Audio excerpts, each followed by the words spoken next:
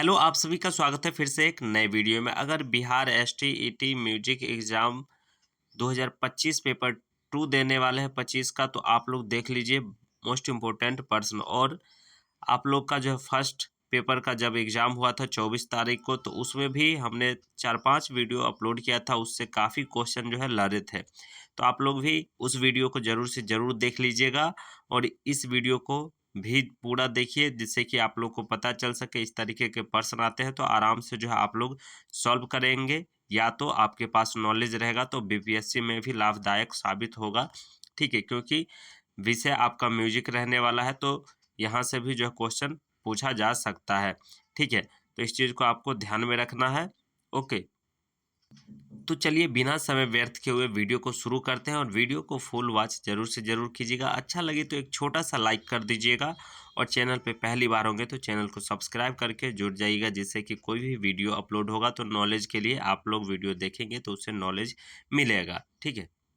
तो चलिए बहुत ही मज़ेदार प्रश्न रहने वाला है, आप लोग वीडियो को फुल वॉच कीजिएगा तो पता चल जाएगा कैसा प्रश्न है और ज्ञान भी आपका बढ़ेगा, ठीक है? चलिए, संगीत दर्पण के लेखक दामोदर पंडित के मतानुसार संगीत की उत्पत्ति किसके द्वारा हुई है?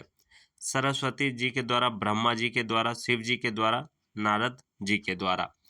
तो यहाँ पर ऑप्शन देख सकते हैं आप लोग, उसके हिसाब से राइट आंसर क्या हो जाएगा? तो ब्रह्मा जी के द्वारा हुई है, क्योंकि संगीत दर्पण के लेखक दामोदर पंडित के मतानुसार जो है संगीत की उत्पत्ति ब्रह्मा जी के द्वारा हुई है। और ब्रह्मा जी ने जिस संगीत को जो है शोध कर निकाला, भारत मुनि ने जो है महादेव के सामने, ठीक है, महादेव के सामने जिसका प्रयोग किया तथा वह जो है मुक्तिदायक है, वह मार्गी संगीत कहलाया है, ठीक है? और कहीं पर आपको सरस्वती जी भी देखने को मिल सकता है, ठीक है? इसलिए आप लोग ध्यान दीजिएगा। उसके बाद चलिए नेक्स्ट प्रश्न देख लेते हैं। यहाँ पर पूछा गया है, संगीत की उत्पत्ति गीत शब्द में कौन सा उपस्वर्ग लगने से हुई है? अब वहाँ पर कौन सा उपस्वर्ग लगा है, ठीक है? सन, सम, सा। तो इसका राइट आंसर क्या हो जाएगा? इनमें से कोई नहीं। तो यहाँ पर इसका जो है राइट आंसर हो जाएगा आपका सी ऑप्शन, ठीक है? क्योंकि सम से जो है बना है, इसलिए सी ऑप्शन राइट आंसर हो जाएगा। उसके बाद चलिए नेक्स्ट, संगीत का संबंध किससे है? ठीक है, वेदों से, मंत्रों से, गाने से और इन सभी से। तो संगीत का संबंध जो है किससे है? तो आप लोग जानते होंगे संगीत का संबंध जो है किससे है? तो वेदों से, इसका राइट आंसर हो जाएगा, ठीक है? संगीत की उत्पत्ति जो है ओम शब्द से जो है मानते हैं तथा ओम वेदों का जो है बीज मंत्र है, ठीक है? तो याद रखिएगा आप सभी। ओके, यहाँ पर गाने से तुरंत कैंडिडेट जो है टिक कर देंगे और निकल जाएंगे, उनको लगेगा हमने सही किया है। याद रखिएगा वेदों से होगा। उसके बाद चलिए नेक्स्ट प्रश्न देख लेते हैं। यहाँ पर पूछा गया है, जो मंत्र यज्ञानुष्ठान में गान के काम आते हैं उनके संग्रह को क्या कहा जाता है? ठीक है, तो उनके संग्रह को जो है क्या कहा जाता है, ये पूछा गया है यहाँ पर। तो वेद मंत्रों के संग्रह का जो है नाम संहिता है, ठीक है? और संहिताएं 4 होती है, जो कि ऋक और जो है यजु, सम, अथर्व। तो आप लोग जानते होंगे यहाँ पर इसका राइट आंसर क्या हो जाएगा? तो 4 का जो सी राइट आंसर हो जाएगा, ठीक है? साम संहिता राइट आंसर हो जाएगा। उसके बाद चलिए नेक्स्ट प्रश्न की ओर बढ़ते हैं। सबसे प्राचीन संहिता कौन सी है? अब सबसे प्राचीन संहिता यहाँ पर पूछा गया है, तो ये जो है आप लोग जानते होंगे सबसे प्राचीन संहिता कौन सी है? तो ऋग्वेद राइट आंसर हो जाएगा, ए ऑप्शन, ठीक है? और ये प्रश्न काफी बार रिपीटेड प्रश्न है, याद रखिएगा आप सभी। उसके बाद चलिए नेक्स्ट प्रश्न की ओर बढ़ते हैं। वैदिक ग्रंथों में स्वर के लिए कौन सा संज्ञा थी? तो यहाँ पर स्वर के लिए कौन सा संज्ञा थी, ये पूछा गया है। तो स्वर शब्द की व्याख्या इस प्रकार है कि स्वर प्लस र अर्थात जो स्वर प्रकाश मान हो वह स्वर है, ठीक है? वैदिक ग्रंथों में स्वर को जो है राम कहा गया है। तो यहाँ पर जो है इसका राइट आंसर हो जाएगा आप सभी का यम, ठीक है? ये ऑप्शन राइट आंसर हो जाएगा। चलिए नेक्स्ट प्रश्न की ओर बढ़ते हैं। यहाँ पर पूछा गया है वैदिक काल में यम की संख्या कितनी थी। अब वैदिक काल में जो है यम की संख्या कितनी थी, तो यहाँ पर इसका जो है राइट आंसर हो जाएगा आप सभी का सी ऑप्शन। ठीक है, 7 था। आप लोग जानते होंगे वैदिक काल में यम की संख्या 7 थी। ठीक है, क्योंकि इसमें जो है कुरुष्ट प्रथम, द्वितीय, तृतीय, चतुर्थ और मंद्र और जो है अतीश्वर आप लोग जानते होंगे या कहीं पर पढ़े होंगे बुक में जरूर से जरूर। चलिए उसके बाद नेक्स्ट प्रश्न की ओर बढ़ते हैं। यहाँ पर पूछा गया है वैदिक काल का प्रथम स्वर यम का नाम कौन सा था। तो यम का जो है नाम कौन सा था ये पूछा गया है यहाँ पे। तो अभी हमने जस्ट पहले बताया है पहले क्वेश्चन में। ठीक है, 7 नाम, तो उसका जो है प्रथम स्वर पूछा गया है। ठीक है, तो यहाँ पर कुरुष्ट जो है राइट आंसर हो जाएगा। ठीक है, कुरुष्ट राइट आंसर हो जाएगा, क्योंकि आप अगर देखिएगा तो यहाँ पर जो है प्रथम दूसरा हो जाता है, द्वितीय तीसरा और ये चौथा हो जाता है, इसलिए कुरुष्ट याद रखिएगा। उसके बाद सामवेद के कितने भाग होते हैं। तो ये भी मोस्ट इम्पोर्टेंट प्रश्न है, याद रखिएगा सामवेद के कितने भाग होते हैं। तो 2 भाग होते हैं, आपको पता होगा। ऋग्वेद के मंत्रों के शब्दों का जो है स्वर निबंधन ही साम है, और सामवेद के 2 भाग हैं। एक क्या है तो गान, ठीक है, और जो है अर्चिक, और गान के भी जो है 4 तथा अर्चिक के 2 भाग होते हैं, इसलिए याद रखिएगा आप सभी। ठीक है, उसके बाद चलिए नेक्स्ट साम विकार विकार कितने हैं। ठीक है, साम विकार कितने हैं, तो यहाँ पर पूछा गया इसका राइट आंसर क्या हो जाएगा।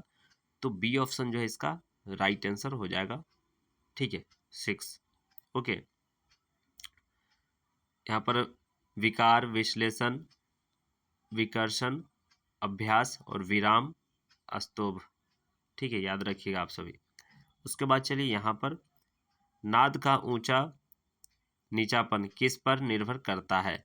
ठीक है, तो नाद का ऊंचा और नीचापन किस पर निर्भर करता है, तो आप लोग जानते होंगे इसका राइट आंसर आंदोलन संख्या पर जो है निर्भर करता है। ठीक है, क्योंकि तारता के द्वारा हम नाद के जो है ऊंचे नीचे का को जो है समझते हैं, यह गुण नाद की प्रति सेकंड होने वाली आंदोलन संख्या पर निर्भर करता है ना। उसके बाद चलिए नेक्स्ट 12 में नंबर में पूछा गया है नाद की ऊंची नीची स्थिति क्या कहलाती है। अब ऊंची नीची स्थिति जो है क्या कहलाती है, यहाँ पर ये पूछ लिया गया है। तो इसका राइट आंसर क्या हो जाएगा, इसमें जो है नाद की ऊंची नीची स्थिति तारता कहलाती है। ठीक है, तो तारता आप लोग याद रखिएगा। ओके, तारता राइट आंसर हो जाएगा, जिसे अंग्रेजी में हम क्या बोलते हैं, तो उसे जो है हम लोग पिच बोलते हैं। ठीक है, ये भी याद रख सकते हैं। क्लियर। उसके बाद चलिए नेक्स्ट प्रश्न की ओर बढ़ते हैं। यहाँ पर पूछा गया है प्राचीन ग्रंथकारों ने श्रुतियों को किस क्रम से जो है स्वरों में विभाजित किया है। तो ये भी मोस्ट इम्पोर्टेंट प्रश्न है, ये स्टेट में भी पूछा गया था एग्जाम में। ठीक है, तो चलिए इसका राइट आंसर क्या हो जाएगा 4 3 2 4 4 3 2। ये जो है स्टेट में एग्जाम में पूछा गया है, इसलिए आप लोग याद रखिएगा। ठीक है, 4 3 2 4 4 3 2। ओके, चलिए उसके बाद नेक्स्ट प्रश्न की ओर बढ़ते हैं। यहाँ पर पूछा गया है पंडित विष्णु नारायण भातखंडे जी ने श्रुतियों का विभाजन किस प्रकार किया है। अब इन्होंने जो श्रुतियों का विभाजन जो है किस प्रकार किए है ये पूछा गया यहाँ पर। तो बी जो इसका राइट आंसर हो जाएगा। ठीक है, 1 5 8 10 14 18 21 और श्रुति कितना है, तो ये क्वेश्चन स्टेट में अभी जो है हाल ही में 2025 में जो एग्जाम हुआ है इसमें आया है, जो श्रुति कितना है। ठीक है, याद रखिएगा आप सभी। ओके, चलिए उसके बाद बढ़ते हैं। और देखिए ये जो 14 का, अगर हमारे आधुनिक ग्रंथ अपना प्रत्येक शुद्ध स्वर प्रथम श्रुति पर जो है स्थापित करते हैं, है ना। तो इसलिए ध्यान रखिएगा आप सभी। उसके बाद चलिए नेक्स्ट देख लेते हैं 15 नंबर क्वेश्चन। पंडित विष्णु दिगंबर स्वरलिपि पद्धति में मंद्र सप्तक के स्वरों के लिए क्या चिन्ह है? तो मंद्र सप्तक के स्वरों के लिए क्या चिन्ह है, तो आप लोग जानते भी होंगे। ठीक है, यहाँ पर देखिए, पंडित विष्णु दिगंबर स्वरलिपि पद्धति में मंद्र सप्तक के स्वर के लिए क्या चिन्ह है, ये पूछा गया है, ध्यान रखिएगा। तो इसका राइट आंसर हो जाएगा आप सभी का यहाँ पर सी ऑप्शन। अगर देखा जाए, जिन चिन्हों द्वारा हम संगीत को लिख, पढ़ और बहुत कुछ समझ भी सकते हैं, उन्हें स्वर लिपि कहते हैं।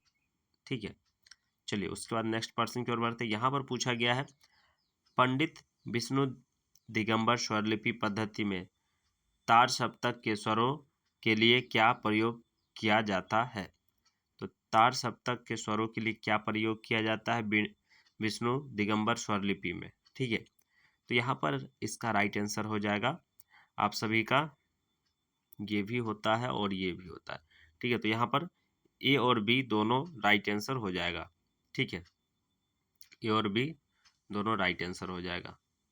तो चलिए थोड़ा फास्ट करते हैं, क्वेश्चन और आंसर हम लोग जो है डायरेक्ट देखते हैं। ठीक है, यहाँ पर पूछा गया है, अष्टक किसे कहते हैं?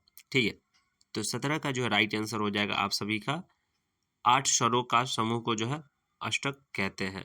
क्लियर। उसके बाद चलिए नेक्स्ट, यहाँ पर पूछा गया है, पाश्चात्य संगीत में अष्टक को क्या कहा जाता है? ठीक है, तो इसको जो है क्या कहा जाता है, तो यहाँ पर ऑक्टिव कहा जाता है, याद रखिएगा। ठीक है, ऑक्टिव। ओके, उसके बाद चलिए नेक्स्ट, वर्ण कितने प्रकार के होते हैं? तो यहाँ पर पूछा गया है, वर्ण कितने प्रकार के होते हैं? तो आप लोग जानते होंगे वर्ण कितने प्रकार के होते हैं, तो 4 प्रकार के होते हैं। ठीक है, अब अस्थाई, आरोही, अवरोही और संचारी, ये भी याद रख सकते हैं आप सभी। उसके बाद चलिए नेक्स्ट पर्सन, यहाँ पर पूछा गया है, सा रे ग ग रे सा प प म स्वर समूह किस वर्ण का है? 20 का जो है राइट आंसर हो जाएगा आप सभी का संचारी, राइट आंसर हो जाएगा। ओके, उसके बाद चलिए नेक्स्ट पर्सन पूछा गया है, पूर्वगावादी रागों का गायन समय क्या होता है? तो इसका राइट आंसर हो जाएगा आप सभी का सी, दोपहर 12 बजे से रात्रि 12 बजे तक होता है। उसके बाद चलिए नेक्स्ट पर्सन की ओर बढ़ते हैं। यहाँ पर पूछा गया है, सर्वप्रथम थाट शब्द का प्रयोग किस ग्रंथ में जो है प्राप्त होता है? तो ये जो है किस ग्रंथ में प्राप्त होता है, ये पूछा गया है। तो यहाँ पर याद रखिएगा आप सभी, इसका राइट आंसर हो जाएगा राग तारंगिणी में होता है। ठीक है, ओके। उसके बाद चलिए नेक्स्ट पर्सन की ओर बढ़ते हैं। यहाँ पर पूछा गया है, आपको वेंकट मुखी ने सर्वप्रथम अपने ग्रंथ, ठीक है, चतुर्दंडी प्रकाशित में कितने मेलों का वर्णन किया है? तो इसका राइट आंसर क्या हो जाएगा? तो 23 का राइट आंसर हो जाएगा आप सभी का बी ऑप्शन। ठीक है, 72। ये क्वेश्चन भी स्टेट में आया हुआ है। ठीक है, आप लोग ध्यान रखिएगा, क्योंकि वेंकट मुखी ने गणित के आधार पर सप्तक के 12 स्वरों से 72 में और प्रत्येक जो है मूलकर्ता में 484 रागों की उत्पत्ति का जो है साधन भी दर्शाया है। ओके, चलिए उसके बाद नेक्स्ट पर्सन की ओर बढ़ते हैं। यहाँ पर पूछा गया आप सभी का, पाश्चात्य संगीत में 5 स्वरों के समूह को क्या कहते हैं? तो यहाँ पर इसका राइट आंसर हो जाएगा पेंटाटोनिक, राइट आंसर हो जाएगा। चलिए उसके बाद नेक्स्ट पर्सन देखते हैं। यहाँ पर पूछा गया है, सितार में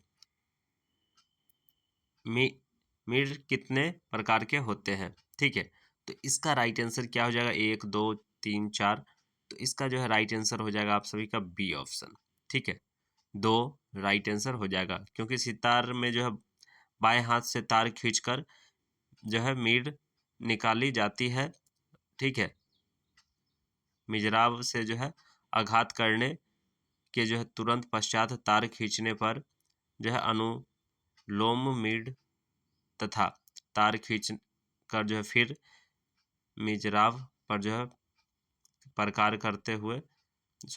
करते हुए तार को जो है पूर्व स्थान पर लाने पर विलोम मीड कहलाती है। ठीक है, तो याद रखिएगा आप सभी। उसके बाद चलिए, सोमनाथ ने कितने स्वरों का प्रयोग किया है? तो सोमनाथ ने जो है कितने स्वरों का प्रयोग किया है? तो डी ऑप्शन यानी कि 22। ठीक है, याद रखिएगा आप सभी, क्योंकि 22 श्रुति पर 7 शुद्ध स्वर स्थापित करने के उपरांत 15 विकृत स्वरों का जो वर्णन किया है। ओके, उसके बाद चलिए नेक्स्ट, सारंगदेव जी ने जो है कितने विकृत स्वर माने हैं? अब यहाँ पर देखिए, सारंगदेव जी ने कितने विकृत स्वर माने ये पूछ लिया गया है, तो 12 जो है राइट आंसर हो जाएगा। ठीक है, चलिए उसके बाद नेक्स्ट प्रश्न की ओर बढ़ते हैं। यहाँ पर पूछा गया है, कण कितने प्रकार के होते हैं? ठीक है, 2, 4, 8, 6। तो इसका राइट आंसर हो जाएगा 2 प्रकार के। ठीक है, याद रखिएगा आप सभी, जो है पूर्व लगन और कण और जो है अनुलगन कण, ये भी याद रख सकते हैं दोनों का नाम। ठीक है, उसके बाद चलिए नेक्स्ट, विराम चिन्ह कितने प्रकार के होते हैं? ठीक है, तो विराम चिन्ह जो है 4 प्रकार के होते हैं, न्यास, संन्यास और विन्यास। ठीक है, उपन्यास। तो याद रखिएगा आप सभी, इसका जो है राइट आंसर हो जाएगा 4, बी ऑप्शन। ठीक है, उसके बाद नेक्स्ट, मध्य भाग की समाप्ति क्या कहलाती है? ठीक है, तो यहाँ पर पूछा गया मध्य भाग की समाप्ति जो है क्या कहलाती है? तो उपन्यास राइट आंसर हो जाएगा। उसके बाद नेक्स्ट, यहाँ पर पूछा गया पार्श्वदेव ने कितने प्रकार के गमक बताए हैं? 15, 20, 7, 22। तो इसका राइट आंसर हो जाएगा आप सभी का सी ऑप्शन। ठीक है, 7 इन्होंने जो है बताया है, गमकों की संख्या 7। ठीक है, उसके बाद चलिए नेक्स्ट, पंडित अहोबल ने कितने अलंकारों का प्रयोग किया है? 30, 33, 19, 69। तो इसका राइट आंसर हो जाएगा आप सभी का डी ऑप्शन। ठीक है, 69 राइट आंसर हो जाएगा। ठीक है, उसके बाद चलिए नेक्स्ट प्रश्न की ओर बढ़ते हैं। नाट्य शास्त्र में कितने प्रकार के काकों का वर्ण किया गया है? ठीक है, तो वर्णन किया गया है, तो इसका राइट आंसर क्या हो जाएगा? 2, 4, 6, 8। तो ए ऑप्शन जो है इसका राइट आंसर हो जाएगा। ठीक है, 2 जो है राइट आंसर हो जाएगा। ठीक है, उसके बाद चलिए नेक्स्ट प्रश्न की ओर बढ़ते हैं। यहाँ पर पूछा गया है, स्वर, शब्द और ताल की सहायता से जो रचना तैयार होती है उसे प्राचीन पंडित क्या कहते थे? तो प्राचीन पंडित जो है क्या कहते थे, ये पूछा गया है। ठीक है, तो यहाँ पर राइट आंसर हो जाएगा ए। ठीक है, अच्छी टीका जो है कहते थे वो। ओके, चलिए नेक्स्ट प्रश्न की ओर बढ़ते हैं। यहाँ पर पूछा गया है, अरबी भाव और तिरोभाव करते हुए राग को पूर्ण रूप से प्रदर्शित करना क्या कहलाता है? तो इसका राइट आंसर हो जाएगा आप सभी का अल्प अल्पित गान कहलाता है। ठीक है, अल्पित याद रखिएगा आप सभी। उसके बाद चलिए नेक्स्ट प्रश्न पूछा गया है यहाँ पर, नाट्य शास्त्र के किस अध्याय में गायन वादन के गुण दोष का जो वर्णन जो है किया गया है? तो इसका राइट आंसर क्या हो जाएगा? तो सी ऑप्शन जो है राइट आंसर हो जाएगा 22वें में। ठीक है, चलिए उसके बाद नेक्स्ट प्रश्न की ओर बढ़ते हैं। यहाँ पर पूछा गया है, दांत पीसकर गाने वाले को क्या कहते हैं? तो यहाँ पर जो है दांत पीसकर गाने वालों को क्या कहते हैं? ठीक है, तो इसका राइट आंसर हो जाएगा, इसका जो है राइट आंसर हो जाएगा आप सभी का ए ऑप्शन। ठीक है, सनद षष्ठ राइट आंसर हो जाएगा, क्योंकि यहाँ पर जो है संगीत रत्नाकर ग्रंथ में गायकों के 22, ठीक है, 22 गुण और 25 अवगुणों को जो है बताया गया है, इसलिए याद रखिएगा आप सभी। चलिए उसका नेक्स्ट पूछा गया यहाँ पर पाश्चात्य संगीत में जो 11वें रेखाओं के प्रयोग को क्या कहा जाता है। तो यहाँ पर क्या कहा जाता है, तो इसका राइट आंसर हो जाएगा ग्रैंड स्टाफ कहा जाता है, सी ऑप्शन। ठीक है, उसके बाद चलिए नेक्स्ट प्रश्न की ओर बढ़ते हैं। यहाँ पर पूछा गया आप सभी का, यहाँ पर पूछा गया पाश्चात्य संगीत में अति कोमल स्वर के लिए क्या प्रयोग किया जाता है। ठीक है, तो यहाँ पर डबल फ्लैट राइट आंसर हो जाएगा, सी ऑप्शन। ओके, यहाँ पर आपको पूछा गया है की सिग्नेचर कितने प्रकार के होते हैं। तो की सिग्नेचर जो होता है वह 2 प्रकार के होते हैं। ठीक है, आप लोग याद रखिएगा। ठीक है, इसेंशियल की सिग्नेचर होता है एक, और एक जो होता है आपका एक्सीडेंटल की सिग्नेचर होता है। ठीक है, तो 2 प्रकार यही है। उसके बाद पूछा गया क्रोचेट कि किसे दर्शाता है। तो ए ऑप्शन जो है राइट आंसर हो जाएगा। ठीक है, उसके बाद चलिए नेक्स्ट प्रश्न देख लेते हैं। यहाँ पर पूछा गया है सा और म का परस्पर स्वरांतर क्या है। ठीक है, तो सा और म का परस्पर स्वरांतर क्या है, तो इसका राइट आंसर हो जाएगा सी ऑप्शन। ठीक है, 3 और 4 हो जाएगा राइट आंसर। ठीक है, उसके बाद चलिए नेक्स्ट। यहाँ पर पूछा गया है भारतीय संगीत में कोमल ऋषभ को आंदोलन संख्या क्या है। तो आंदोलन संख्या से भी जो है एक न एक क्वेश्चन आपको देखने को मिलेगा, तो याद रखिएगा आप सभी। ठीक है, आंदोलन संख्या इसका क्या हो जाएगा, तो 43 का जो है बी ऑप्शन राइट आंसर हो जाएगा। ठीक है, यहाँ पर चलिए उसके बाद नेक्स्ट प्रश्न की ओर बढ़ते हैं। यहाँ पर पूछा गया आप सभी का पश्चातांग संगीत में जो कोमल दैवत का आंदोलन संख्या क्या है। पाश्चात्य संगीत में जो कोमल दैवत का जो है आंदोलन संख्या क्या है, तो इसका राइट आंसर हो जाएगा आप सभी का ए ऑप्शन 384 जो है राइट आंसर हो जाएगा। ठीक है, उसके बाद चलिए नेक्स्ट प्रश्न की ओर बढ़ते हैं। यहाँ पर पूछा गया है अर्धदर्शक स्वर किसे कहते हैं। ठीक है, तो सा म प ध को, तो इसका राइट आंसर हो जाएगा आप सभी का बी ऑप्शन। ठीक है, म को कहते हैं। ओके, क्योंकि उत्तर भारतीय संगीत पद्धति में रागों के गाने बजाने के समय की जो दृष्टि से मध्यम स्वर विशेष महत्वपूर्ण है। चलिए उसके बाद नेक्स्ट प्रश्न की ओर बढ़ते हैं। यहाँ पर पूछा गया है स्वर की दृष्टि से रागों को कितने वर्णों में विभाजित कर सकते हैं, 2, 3, 4, 5। तो इसका राइट आंसर हो जाएगा आप सभी का बी ऑप्शन। ठीक है, 3 जो है राइट आंसर हो जाएगा। ओके, उसके बाद चलिए नेक्स्ट प्रश्न। यहाँ पर पूछा गया है हिंदुस्तानी भैरवी राग को कर्नाटकी संगीत में किस नाम से जाना जाता है। तो यहाँ पर इसका जो है राइट आंसर हो जाएगा हनुमत तोड़ी के नाम से जो है जाना जाता है।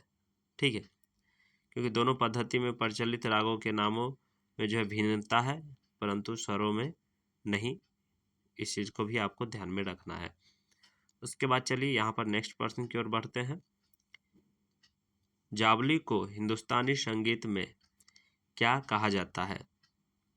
तो इसका राइट आंसर हो जाएगा आप सभी को ए ऑप्शन, ठुमरी कहा जाता है। ठीक है, क्योंकि पदम और ज्वाली दक्षिणी का जो है सुगम शास्त्रीय संगीत है, जो ठुमरी और टप्पा के जो है समान है ना। उसके बाद चलिए नेक्स्ट। यहाँ पर पूछा गया है कर्नाटकी संगीत में कितने प्रकार के ग्रंथ का वर्णन किया गया है, 2, 3, 4, 5। तो इसका राइट आंसर हो जाएगा आप सभी का बी ऑप्शन। ठीक है, 3। अब 3 कौन कौन से है ये भी तो याद रखना चाहिए। ठीक है, तो यहाँ पर चतुष्टय ऋषभ और साधारण ग्रंथ और अंतर गंधार याद रखिएगा। ठीक है, साधारण गंधार और अंतर गंधार 3 हो गया। और उसके बाद चलिए 50वां नंबर प्रश्न देख लेते हैं। यहाँ पर पूछा गया है आप सभी का काक पद का जो है चिन्ह क्या है, तो इसका राइट आंसर हो जाएगा आप सभी का डी ऑप्शन।